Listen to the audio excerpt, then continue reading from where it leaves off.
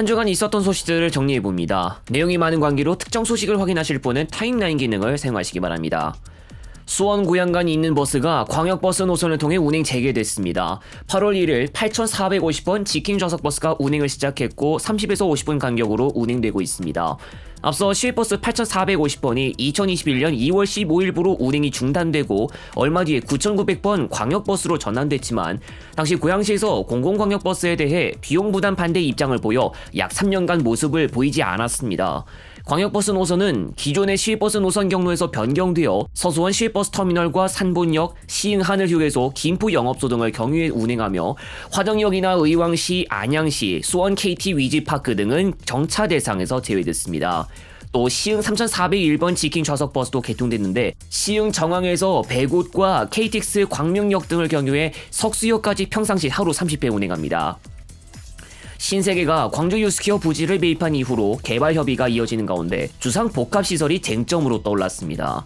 광주광역시와 신세계가 광주 터미널 현대화 및 복합화 구상 방안에 대한 실무 협의를 진행했는데 공공성을 띤 시설만으로는 수익성 기대가 어려워 신세계 측이 주상 복합 건물 신축을 바라고 있으나 시는 대규모 주상 복합 건물 신축을 마냥 용인할 수 없습니다. 백화점을 확장하고 랜드마크 복합시설 조성 명분으로 분양 사업을 하면 특혜 시비가 불거질 수 있는데 쇼핑시설 더 현대가 들어설 부지도 공동주택 건립이 추진되고 있어 거부감이나 대책 요구 등이 예상되고 있습니다.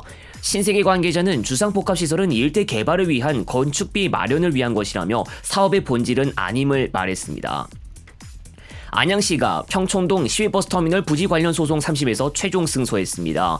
대법원 제1부는 안양지역 시민사회단체 등 8명이 안양시장을 상대로 제기한 소송에서 심리 불속행으로 기각했습니다. 원심 판결 및 상고 이유를 모두 살펴보았으나 상고 이유에 관한 주장이 특례법 제4조에 따른 이유가 없는 것으로 인정됐습니다.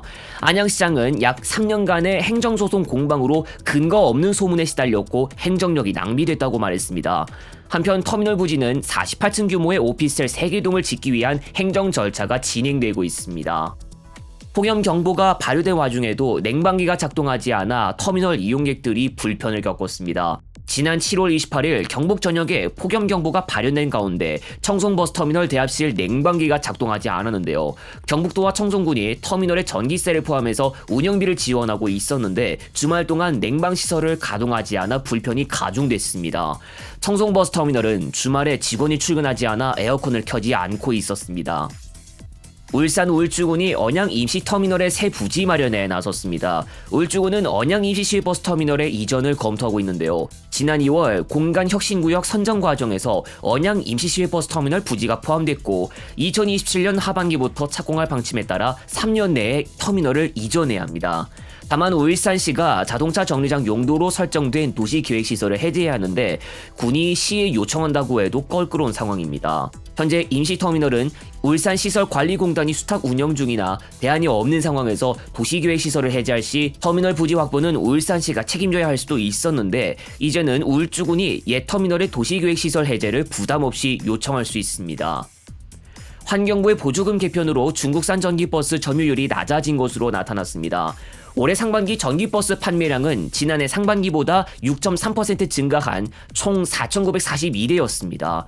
지난 6월 9m급 중형 전기버스는 전년 대비 87.8% 감소하고 10m급과 11m급도 감소했습니다. 중국산 전기버스가 수입되기 시작한 이후 2019년부터 급증해 작년에는 1,528대를 기록했습니다.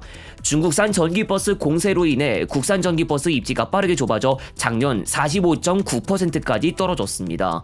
전기 저상버스 가격은 중국산 모델이 3억 원대였는데 중국산 리튬 인산철 배터리를 사용해 저렴하고 출력 효율이 국산 전기버스 대비 높다는 장점이 있었지만 사건 사고 문제로 안전성 우려가 커졌습니다. 국산 전기버스 점유율은 지난 5월 기준으로 73.7%로 상승했습니다. 지난 2월 환경부가 전기차 구매 보조금 개편 방안을 발표했는데 1회 충전 주행거리와 전력량, 유가금속 가격 총계 등에 따른 성능 보조금 차등 지급으로 결정하면서 국산과 중국산 간 보조금 차이는 5,300만 원까지 벌어졌습니다. 국산 전기버스에 유리하게 만들고 중국산 전기버스 점유율을 낮추려는 의도가 아니냐는 의견도 있었습니다. 서울 상명대에 정차하는 버스 노선 조정에 학교 측과 주민들이 반발했습니다.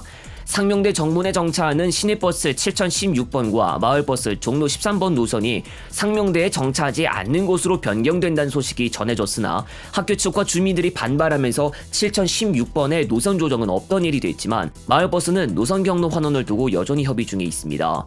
당초 마을버스가 지나는 언덕길 경사가 가팔라 미끄러진 사고가 있다는 데에 대한 이유로 비탈길을 내려가는 곳으로 조정하는 것으로 구상됐으나 비탈길 때문에 걸어서 이동 시 불편하다는 호소가 잇따랐습니다. 목포시가 시내 공영버스의 운영 방식을 1직영 3민간 위탁 체제로 전환하기로 했습니다. 지난해 7월부터 비상경영에 돌입한 시내버스의 정상화를 위해 목포 시내버스를 인수했고 직영과 민간 위탁 등 혼합형으로 운영하는데요. 8월 중 공영버스 위탁 사업 설명회를 개최하고 10월에 민간 위탁 사업자를 선정 방침입니다. 목포시는 기존 14개에서 8개로 노선을 간소화했으며 시기외 노선들을 포함해 총 15개가 현재 운영되고 있습니다. 목포시는 15개 노선을 4개 권역으로 나누고 이 중 3개를 민간 업자에게 위탁할 방침입니다. 시내버스가 출발할 때 60대 승객을 넘어져 다치게 한 혐의로 버스 승무사원이 기소됐다가 무죄를 선고받았습니다. 대전지법은 도로교통법 위반 혐의로 기소된 승무사원에 무죄를 선고했는데요.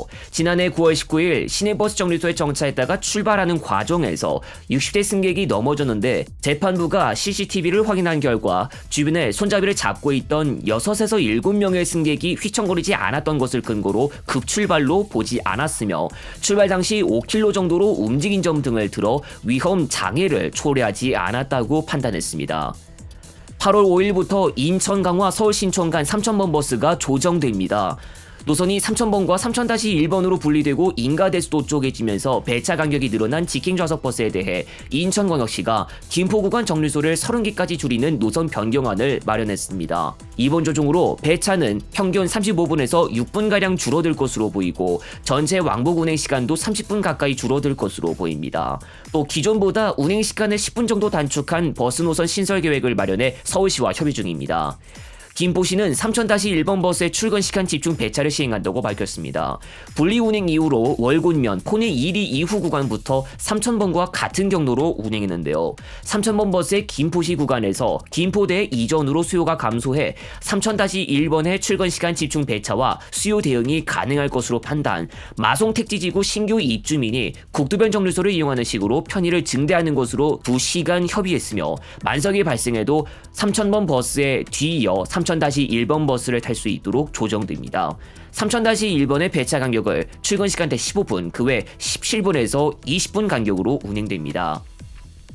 한편 인천시로 면허가 이관된 3000번 버스가 카드 단말기를 두고 문제가 발생했습니다. 강화터미널 신촌 간 3000번 버스가 인천시로 이관됐는데도 불구하고 경기도 단말기를 부착한 채로 운행하고 있는데 인천 지역 버스 업체를 대상으로 한 별도의 입찰 없이 경기도 선진상원이 운행하면서 벌어졌습니다. 이렇게 되면 인천시민 세금이 경기도 쪽으로 빠져나가게 되는데 인천버스운송사업조합은 단말기 설치 안건을 부결시켰습니다. 면허권은 인천에 있고 경기도 단말기를 사용할 수 없어 단말기 없이 운행해야 할 가능성도 있습니다. 조합 측은 단말기 설치가 필요하지만 3000번 버스 운행사가 경기도 김포에 소재한 데다 준공영제 시행 시 인천 시민의 세금이 경기도 쪽으로 지불된다고 반대했습니다. 시는 강화도를 교통취약지로 판단해 특수지역으로 분류한 부분에 대해 국토교통부에 유권 해석을 맡겼는데 특수지역에 해당되지 않는다면 3000번 버스 노선이 운행 중단될 가능성도 배제되기 어렵습니다. 7월 중부터 도입하려 했던 인천광역버스 준공영제가 제동에 걸렸습니다. 광역버스 준공영제 도입을 위한 노사 임금 협상이 결렬되고 전국자동차 노동조합 연맹이 인천지방노동위원회에 조정 신청했습니다. 위원회 주재의 조정에서 시와 연맹 간의 타협과 조정이 실패하면 조합원 찬반 투표를 거쳐 파업에 들어갈 수 있습니다. 인천광역시는 광역버스 운행 정상화를 위해 표준 운송 원가를 조정하고 준공영제를 7월부터 도입할 계획이었으나 인건비 산정을 두고 연맹과 협의점을 찾지 못했습니다. 인천시 관계자는 봉급의 90%만 해도 150만 원 이상 올라가는 셈이라 사회 통념상 수용이 어렵다고 보고 있지만 연맹 관계자는 시가 미온적인 태도를 보이고 있어 조정 연기를 할 생각이 없고 총파업 찬반 투표까지 준비한다고 말했습니다. 의정부시가 의정부 가능동 종로 5가 간 서울시내버스 106번 폐선에 대응하는 노선을 마련했습니다. 8월 3일부로 106번 서울 시내버스가 폐선하는데 시민 불편이 커지는 것을 대비해 가등동 도봉산역 간 106-1번이 신설되어 총 4대 운행됩니다. 녹양역 쪽에서 방학동까지만 운행하던 56번 버스를 수유역까지 연장하고 상봉암동 소요산 수유역 간 36번에 4대를 증차합니다. 의정부시 측에서는 106번 시내버스 폐선을 반대하는 철회 촉구대회를 연 바가 있으나 서울시 측의 조정은 그대로 진행됐습니다. 아울러 시내버스 106번 이외에도 파주시 쪽 773번이나 774번, 9714번, 양주 송추 쪽 704번, 군포 안양 과천 쪽 542번 등도 8월 중 폐선 대상에 포함됐습니다. 심각해지고 있는 서울 마을버스의 복합적인 상황에 대한 지원 강화가 절실하다는 목소리가 나오고 있습니다. 서울 마을버스는 코로나19 이후 재정난과 승무사원 이탈 및 고령화가 겹쳤고 인력난을 겪고 있습니다. 마을버스 운수 종사자들은 시내버스나 배달 업종으로 이탈한 것으로 분석됐는데 시내버스 급여가 마을버스 급여보다 높았고 마을버스의 고령화도 심각해져 서울 마을버스 한정 65세 이상 종사자는 42.9%에 달하고 있습니다. 마을버스에 대한 시 재정 지원 강화 필요 주장도 나왔는데요. 서울시가 재정 지원 기준액을 정하고 그에 맞춰 지원금을 지급하는데 올해는 48만 6,098원으로 정해졌지만 마을버스 조합 측에서 요구한 액수보다는 적습니다. 지원금 지급 기준이 실 운행 대수로 정해져서 지원금이 줄었다는 지적도 나왔습니다. 기준이 변경되면서 올해 2월 34억 원대였던 것이 3월에 28억 원대로 줄었습니다. 최민규 의원은 재정지원금 기준을 상향해서 마을버스를 정상화시키거나 준구형제 도입 방안을 마련해야 한다고 말했습니다. 서울시 관계자는 등록 대수 기준으로 하는 것이 지원금을 더 받을 수 있지만 차고지에 차를 넣고 운영 횟수를 줄일 수도 있다며 지원 기준은 실 운행수로 바꿔야 함을 말했습니다. 정부가 중앙고속도로 김해 대동 구간 확장 사업에 필요한 전략 환경 영향평가 일정을 본격화하고 있습니다. 현재 4차선과 6차선으로 구성된 이 구간을 6과 8차선으로 넓히는 계획에 탄력이 붙게 됐는데 2030년까지 공사를 마무리할 것을 목표로 하고 있습니다. 차선 확장 공사는 상습적인 교통 혼잡 현상을 풀자는 취지에서 추진됐는데 지난 2022년 기재부 예비 타당성을 통과했습니다. 당시 비용 대비 편익은 1.05로 사업 추진이 타당했다는 결론이 났습니다. 함진규 한국도로공사장이 헤럴드 경제와의 인터뷰에서 고속도로 통행료 인상의 취지를 담은 의견을 밝혔습니다. 물가 안정 기조에 따라 10년 가까이 고속도로 통행료가 동결되고 명절 통행료 면제 등으로 한국도로공사는 부채가 증가했는데요. 함진규 사장은 통행료는 정부에서 추진하는 물가관리 목표와 연관되어 이야기하기가 상당히 어려우면서도 교통복지의 연장선상이라고 말하면서 공사 현실을 고려한 요금 인상이 불가피하다고 밝혔습니다. 사장은 2015년 이후 현재까지 한 번도 올리지 않아 어렵다고 호소하면서 통행료 감면, 공익서비스 비용에 대한 보전 방안이 마련돼야 한다는 뜻을 밝혔습니다. PSO가 한국도로공사에 대해서는 임의 규정으로 되어 있어 혜택이 주어지지 못하고 있습니다. 한국도로공사는 신규 도로 건설에 맞먹는 리모델링과 유지 보수하고 있는데 1990년대에 집중적으로 지어진 고속도로들은 노후 구조물이 폭증할 수밖에 없어 한국도로공사가 유지보수 공사 방식 패러다임을 바꾸는 시도를 진행해서 짧고 굵은 차단 유지보수 공사 방식을 적용했습니다. 한국도로공사장은 노후화가 심해지다 보니 빠른 시일 내 유지보수할 계획이라고 밝혔습니다. 최근 5년간 고속도로 포트홀 현상이 가장 많이 발생한 곳은 춘천 대구 간의 중앙고속도로인 것으로 나타났습니다. 황희 의원이 한국도로공사로부터 제출받은 자료에 따르면 최근 5년간 고속도로에서 포트홀 현상이 발생한 건수는 총 22,752건으로 특히 7에서 8월에 포트홀 발생 비율이 32%에 달했습니다. 여러 노선들 가운데 춘천 대구 간의 중앙고속도로가 14.2%에 해당되는 가장 많은 비율을 보였고 그 뒤로 서해안, 중부, 영동, 경부 고속도로 순이었습니다. 피해 배상 건수와 배상액도 해마다 늘어나는데요. 국토교통부는 8월 한 달 동안 포트홀 집중 관리를 통해 도로 파임 탐지 및 응급 보수에 나서고 도로 포장 품질 불시 점검단을 운영해 시공 단계 품질 관리를 강화합니다.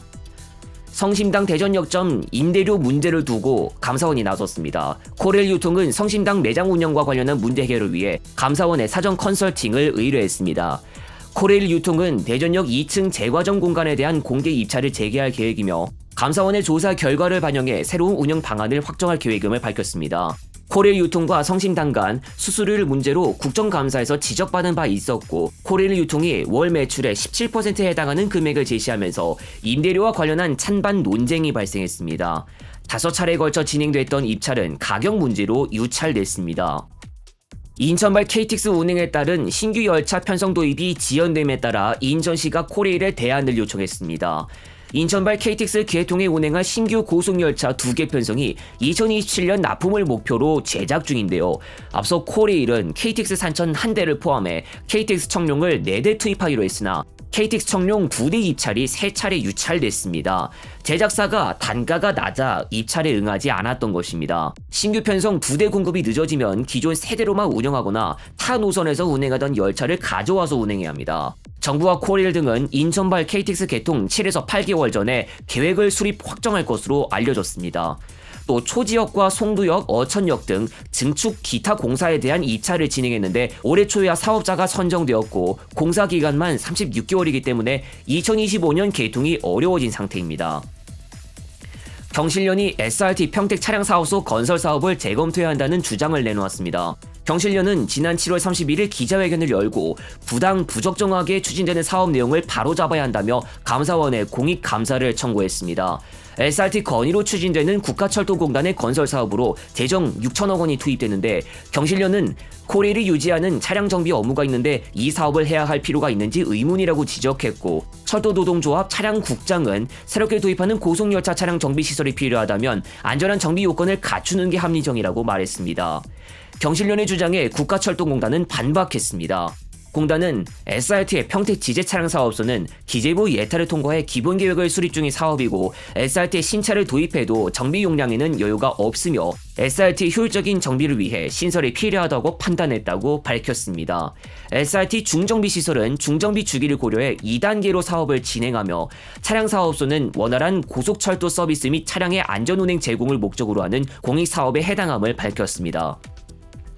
서울교통공사에서 지하철 물품 보관함 부품 교체 사업과 관련한 비리 정황이 드러난 것에 이어서 지하철 환기 필터 납품 과정에서도 의혹이 제기됐습니다. 지난해 11월 물로 씻을 수 있는 금속 필터를 개발해 특허를 얻은 A 제조업체가 환기 필터 업체로 선정됐는데 특허 출원서에 등록된 특허 발명자 4명 중 2명이 서울교통공사 기계처 소속 직원들로 확인됐습니다. 서울교통공사를 압수수색한 경찰은 배임에 해당할 수 있다고 보고 조사를 벌이고 있는데 특히 선정 당시 A 업체가 다른 업체에 비해 높은 단가를 제시하고도 계약을 따낸 것에 주목하고 있습니다. 자체 실험 결과를 바탕으로 해당 필터에 대해 A 업체 제품 성능이 부적합하다는 판정이 내려졌고 공사 내부에선 계약 중단 건의까지 나왔습니다. 한편 물품 보관함 부품 교체 사업에서 불거진 정황에 대해 감사실 보고서 초안을 바꾸라는 압력 행사 의혹이 제기됐습니다. 지난해 도어력을 교체하는 과정에서 납품업체와 서울도시철도 ENG 직원 간 유착 정황이 포착됐습니다. 이 사업은 시설물 유지 관리를 담당하는 서울도시철도 ENG가 계약을 담당했는데 입찰 과정에서 입찰에 참여한 H업체가 다른 업체 견적서까지 임의로 작성했고 지난해 H업체 낙찰 뒤 공사 예산 4억 원이 넘게 투입됐습니다. 감사실 조사 결과 예산 2억 원 미만의 도로 구입이 가능했고 ENG가 H업체에 유지보수와 특허 비용으로 5년간 7억 6,500만 원을 지급하는 계획을 준비하는 사실도 찾아냈습니다. 감사실에서는 경찰에 고발하고 중징계가 필요하다고 했으나 공사 측에서 견적서 조작과 고발 부분을 삭제하라며 지속적으로 요구함에 따라 결국 최종 감사 보고서에서 이 부분들이 삭제되었으며 ENG에서는 문제 직원 2명에 대해 경징계를 처분했습니다. 이후 이 건을 감사하거나 최초로 의혹을 제기했던 직원이 다른 부서로 발령났는데 공사 관계자는 통상적인 절차였으며 해당 직원이 현장 근무 경험이 없는 점을 고려해 발령냈다고 말했습니다. 올림픽 개최지 프랑스에서 철로 방화 사건이 일어난 데 이어 독일에서도 철로 방화 사건이 발생해 경찰이 수사에 나섰습니다. 유럽 현지 통신에 따르면 함부르크와 브레멘 북부 도시를 잇는 철로에서 방화 공격이 일어나 독일 철도가 일부 구간을 폐쇄하고 열차는 우회 운행했습니다. 경찰은 신원을 알 수 없는 용의자가 방화 장치를 이용해 고의로 불을 질렀으며 정치적 의도가 있는지 조사하고 있습니다. 앞서 올림픽 개막식을 앞두고 프랑스의 철로 방화 사건이 여러 곳에서 일어나며 태셰베 열차가 대거 취소되거나 지연됐고 프랑스 철도공사가 주말 동안 복구 작업을 마무리했습니다. 철로 방화 사건과 관련해 극정운동가 1명을 체포했는데 SNCF의 기술설비와 장비 등에 접근할 수 있는 도구를 가지고 있었다고 전해졌습니다. 한편 이번 사건과 관련하여 이란이나 극좌와 함께 러시아가 배후에 있다는 설이 제기됐는데 마크롱 대통령이 우크라이나에 대한 지지를 강화하면서 러시아가 유럽 전역에 허위 정보와 파괴 공세를 강화하고 있다고 전해졌습니다. 러시아는 근거 없는 비난을 중단하라고 반박했습니다.